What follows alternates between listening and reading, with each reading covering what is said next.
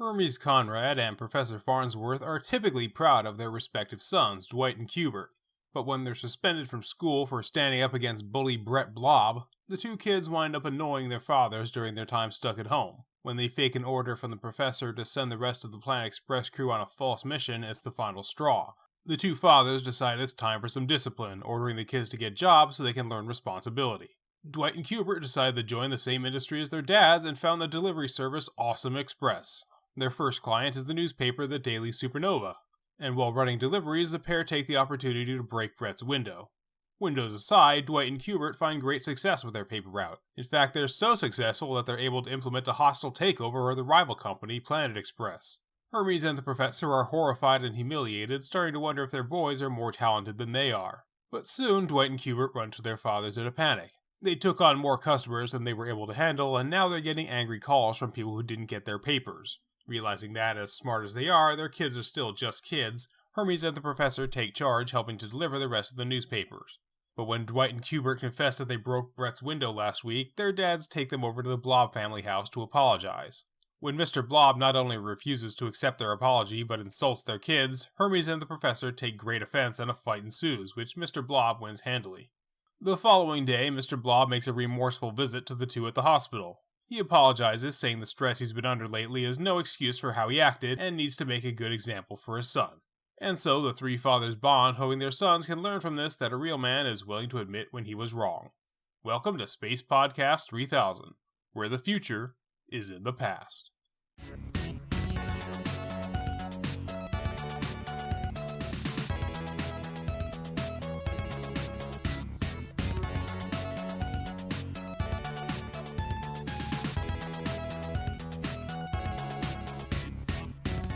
So we're really kicking this episode right off on some very strong jokes. It would be cool if it had any resemblance to real robots. Yeah, no, it's a good credits guy again. The beers. Oh yeah, those the Klein bottle ones. Lowbrow was one that they did kind of introduce before. Old Fortran is usually Bender's brand. Yeah, because Fortran was an early programming language. Yeah, it was an early programming language. Dating back to 57, I want to say, Wow. I think. It was like one of the first ones that just wasn't just regular assembly. Yeah, and then there was, as you mentioned, Klein's, which is in a Klein bottle. And Pabst Blue Robot is obvious. Probably the most obscure there is St. Pauli Exclusion Principle Girl. Because there's the Pauli Exclusion Principle, which is a quantum mechanics thing. Is there like a St. Pauli Girl brand beer? I would imagine. Because I don't drink beer. Yeah. No, I mean, for me, it's a lot like the metal shards and the Anime Thrones.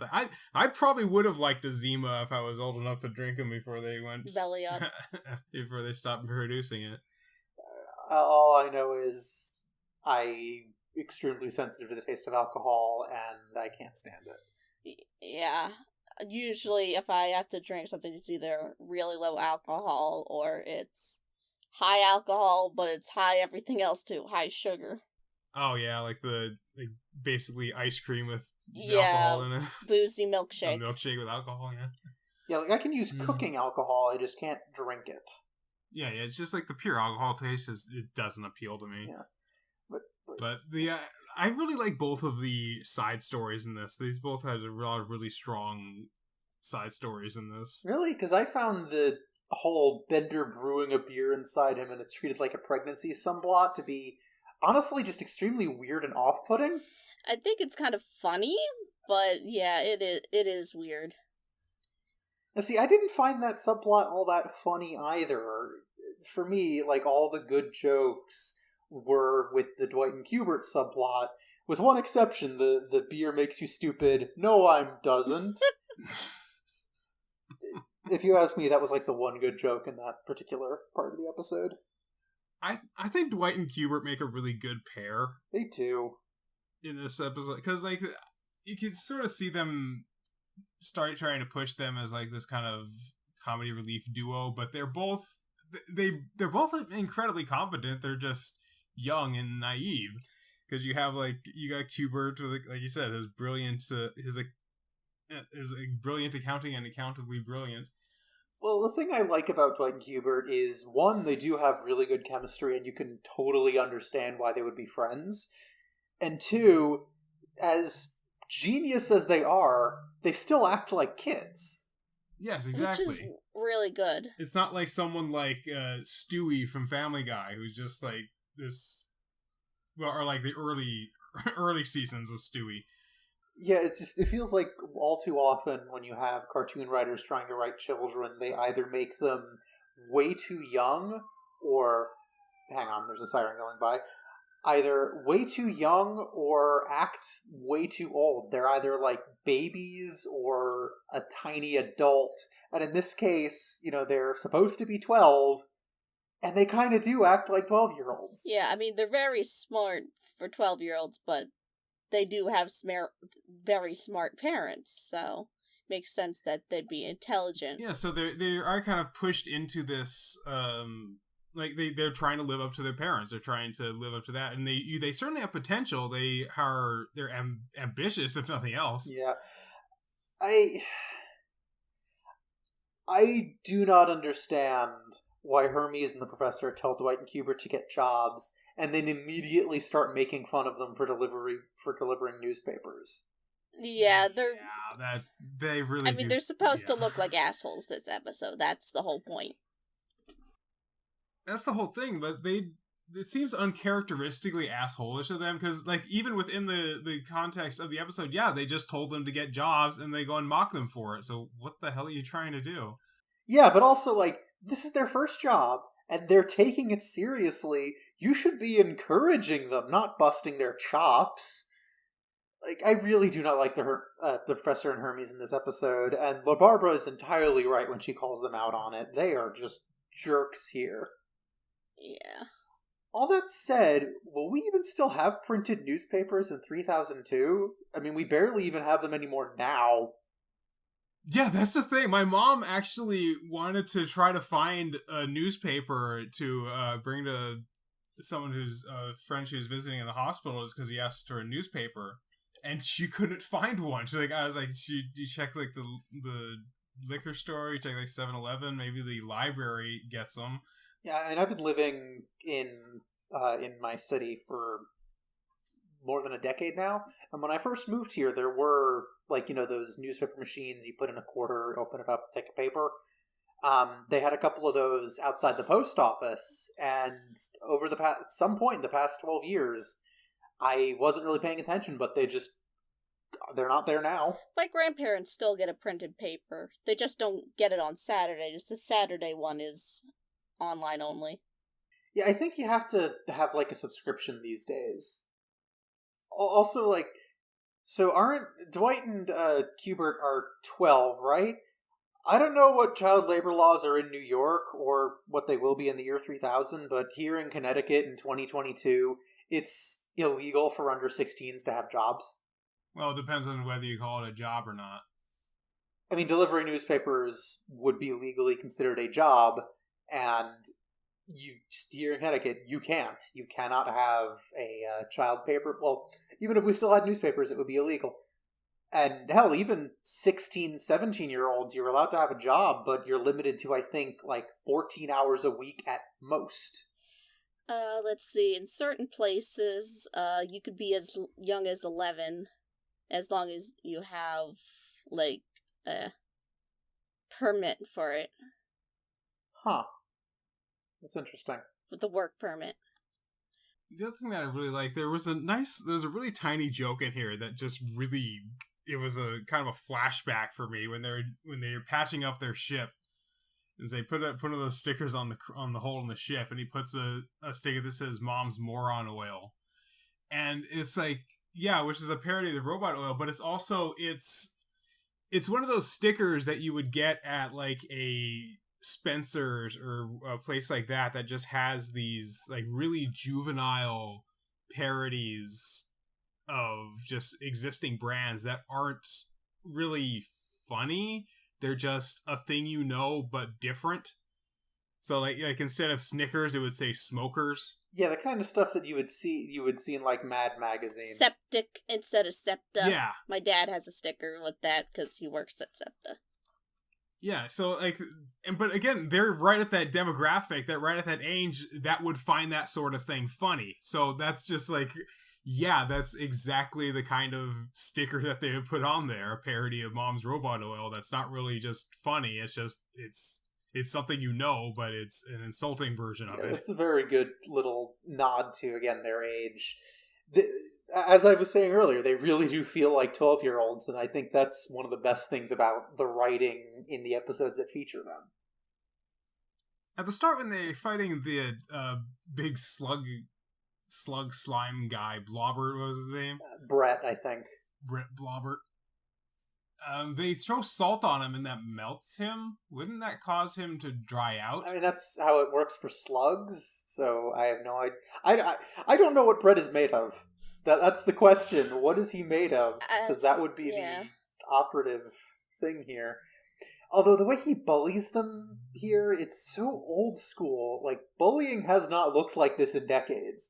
And this seems to be a very common thing in fiction and like TV and movies where I'm gonna take your lunchbox.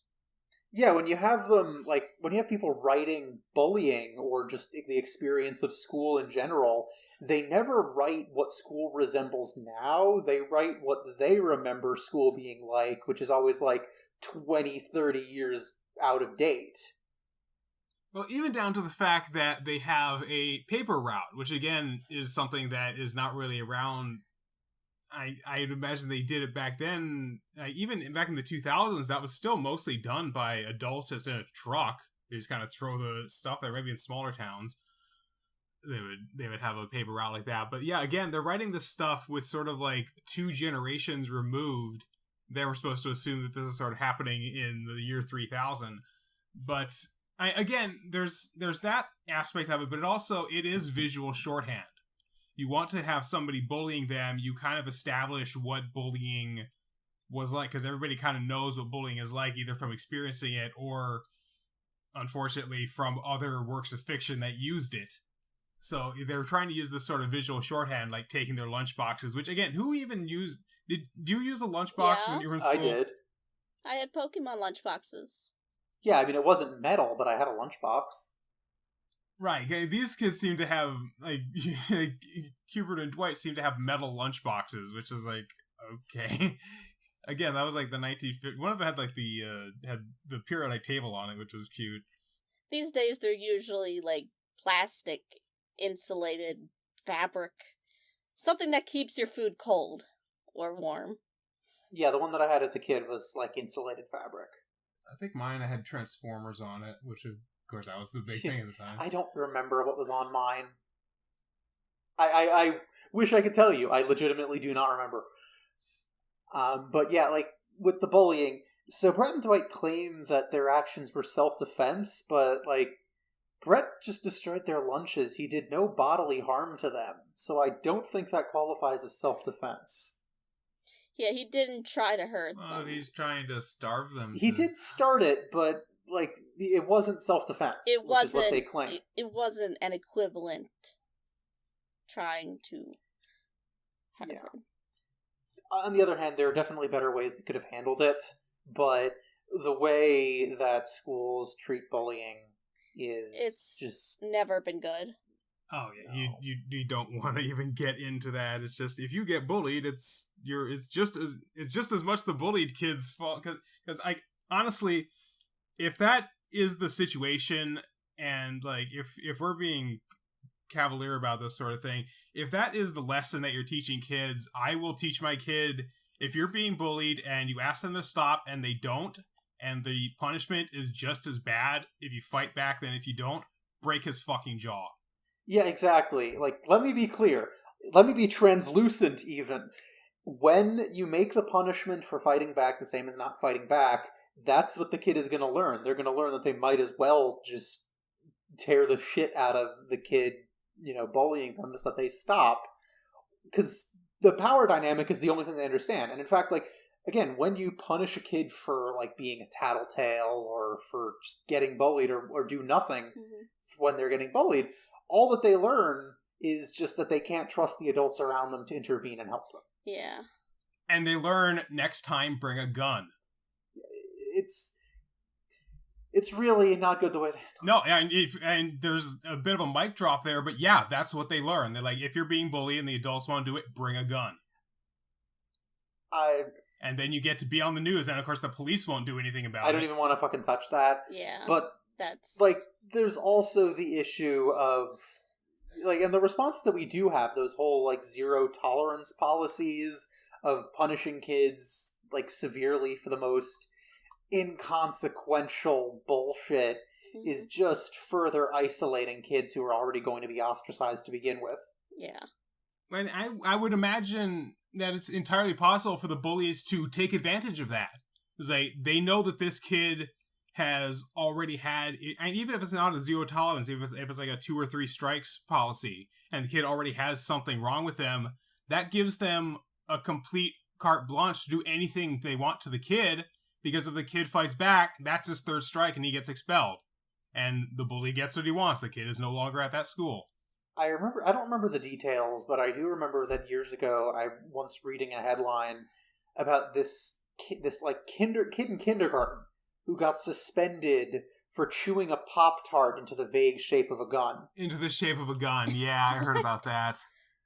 Like, are you fucking kidding me with this?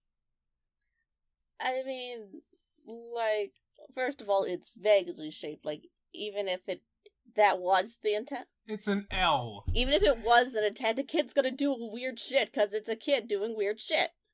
Kids do weird shit. You have a stick that's slightly shaped like an L, suddenly it's a gun.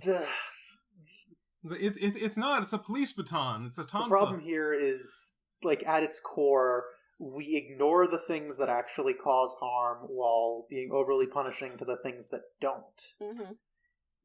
Or you're punishing the symptoms rather than treating the disease. That's also true, but, like, God, this is such a depressing topic. Yeah, which kind of sucks. I really did like this episode. This was a really fun episode. Yeah, let's move on, because there is immediately following that scene is actually, in my opinion, the best joke in the episode, where Cube is just like, we couldn't beat him with our brawn, but we used our brains. The professor just tells him, I warned you not to use those things. Says the professor. Which is what you're trying to teach your kids to do. You try to teach them to use their brains. They say a mind is a dangerous thing to waste, but I would argue that a mind is just a dangerous thing. A poorly informed mind is a dangerous thing. Anyway, main plot of the episode. So it was that, yeah, Dwight and Cubert become paperboys. Did you notice that one of the papers they deliver is to the Little Prince? Yes, I did. Le Petit Prince. That's a depressing book. Beautiful, but depressing. It's iconic. Going back to the idea of retro or skeuomorphic concepts, the idea that ordering the hover car out of the back of the magazine for only $0.25. Yeah, in the year 3000. But did anyone remember that the buy plans to build a hover bike? I don't. Nope, I had no idea that was a thing. It was mostly in, like, Boys Life or the Boy Scouts. It might have been in, like, Mad Magazine and stuff, but they would have, like, these little ads in the back. Like, you write to, like, learn to throw your voice, or, like, the little novelty things. Oh, yeah, those. They would have those often in comic books as well. And one that I would see all the time was build your own hover car that is powered by a vacuum cleaner motor. And it's like hovers 6 inches off the ground, and it's like these plans. You buy the plans for like $5 or $10 or something. Yeah, no, those I'm aware of. Probably the most interesting thing I have to share on that topic is, so my grandfather used to collect comic books, and he had a whole bunch of vintage comics. And after he died, my mother, who inherited them, tasked me with selling them online. So as I was looking through them and trying to evaluate them, several of those comics had on the back page an advertisement, because again, this was like the 50s, the 60s, 70s at the latest. but there was multiple comics an ad for these like costume face paints, and something like half of the examples were just racist caricatures. Ooh.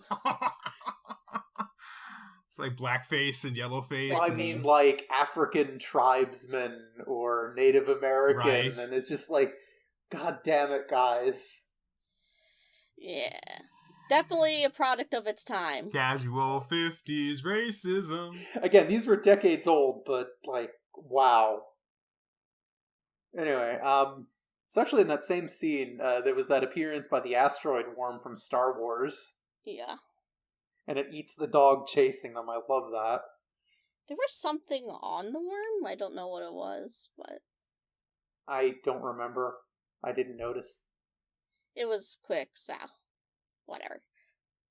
Well, there was another reference, or possible reference, that I rather appreciated. When Dwight claims that Farnsworth declared himself dead as a tax dodge, I have to wonder if that was a Hitchhiker's Guide to the Galaxy reference. Because, yeah, in the second book, the rock star Hot Black Desiato spends a year dead for tax reasons.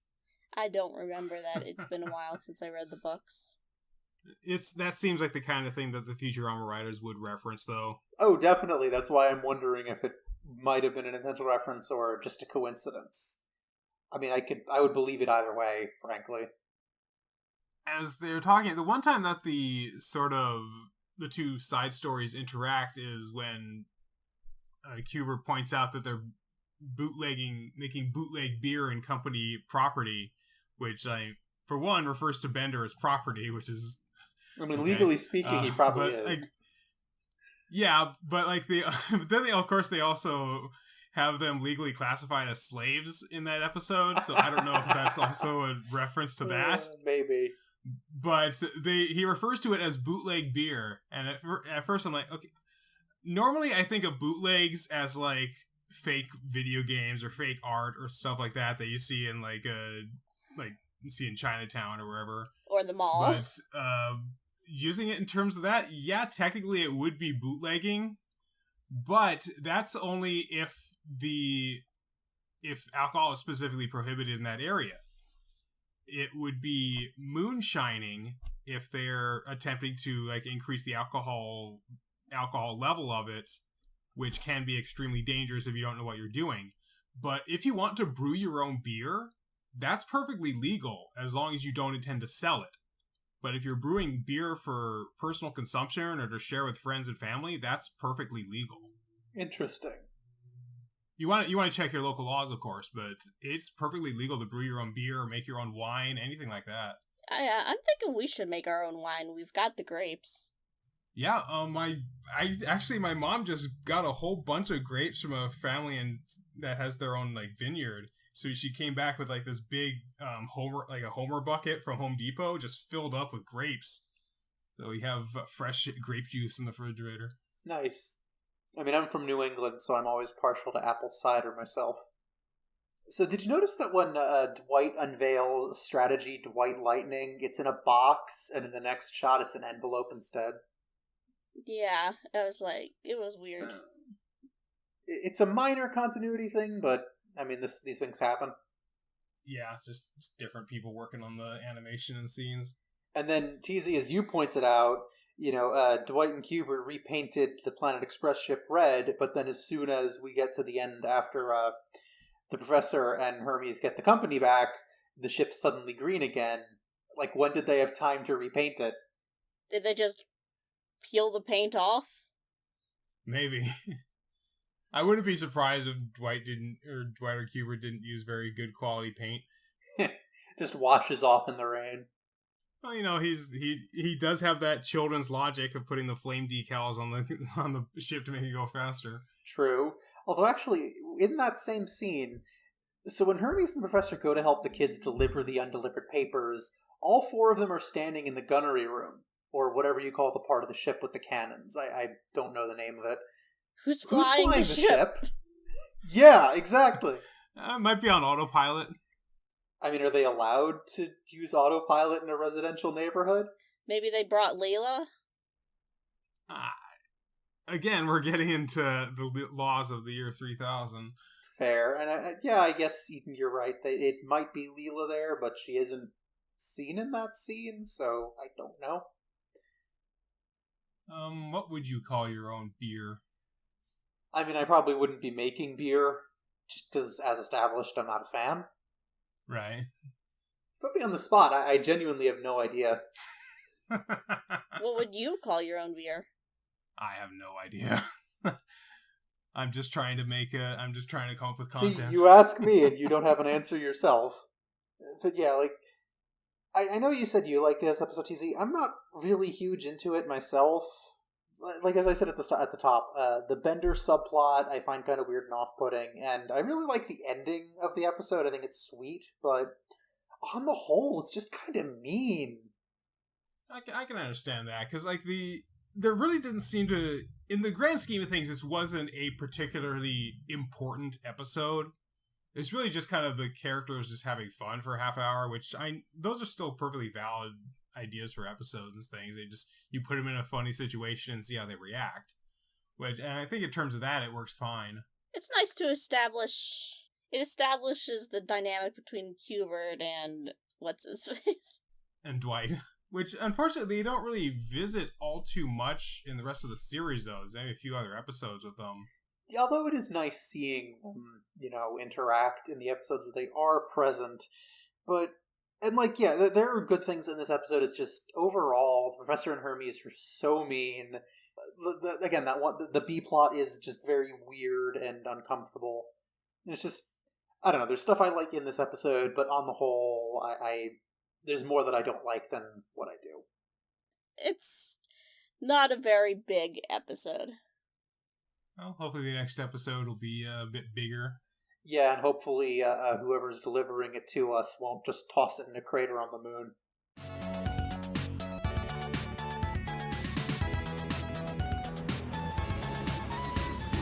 Thank you for listening to Space Podcast 3000. Your three voices of the future are Nova Altman, Doug Hancox, and Eden Valerie. The theme music is Voxel Revolution by Kevin MacLeod. You can support the show and listen to new episodes a full week early at patreon.com/spacepod3k. Follow us on Twitter at spacepod3k. Be sure to join us next time as the Planet Express crew get into folk rock in Bendin' in the Wind.